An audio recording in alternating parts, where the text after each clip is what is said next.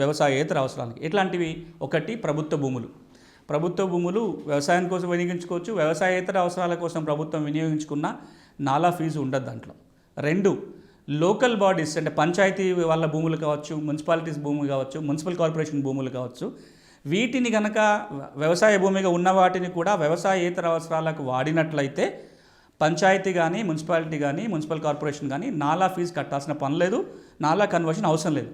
కానీ పంచాయతీ అయినా, మున్సిపాలిటీ అయినా, మున్సిపల్ కార్పొరేషన్ అయినా వ్యవసాయ భూమిని వ్యవసాయేతర అవసరాల కింద మార్చి కమర్షియల్ పర్పస్ కోసం వాడితే, అక్కడ షాపింగ్ కాంప్లెక్స్ కడతారు, లేదా ఇంకెవరికో రెంట్కి ఇవ్వడానికి కనుక కమర్షియల్గా కనుక ఆ భూమిని వాడినట్లయితే వీళ్ళు కూడా నాలా చేయించాల్సిందే. ప్రజా ప్రయోజనాల కోసం, ప్రజా ఉపయోగాల కోసం, ప్రజల అవసరాల కోసం వాడితే పర్వాలేదు, దానికి నాలా ఉండదు.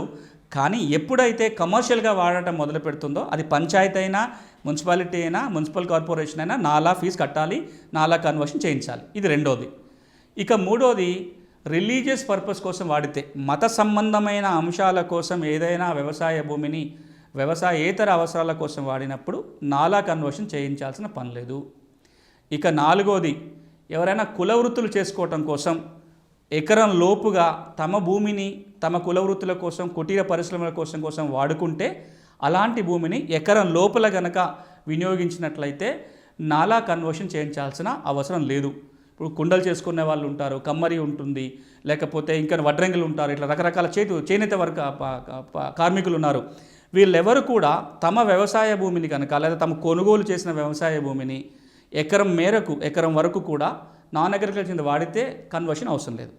ఇక చివరిగా అక్వాకల్చర్ కానీ, డైరీ ఫామ్ కానీ, పౌల్ట్రీ ఫామ్ కానీ మీ వ్యవసాయ భూమిలో మీరు పెట్టుకోదలుచుకుంటే కన్వర్షన్ చేయించుకోవాల్సిన అవసరం లేదు. డైరీ ఫామ్ కానీ, పౌల్ట్రీ కానీ, అక్వాకల్చర్ కానీ, చేపల పెంపకం కానీ కన్వర్షన్తో పని లేదు. కన్వర్షన్ లేకుండానే దీన్ని మీ అవసరాల కోసం మీరు వాడుకోవచ్చు.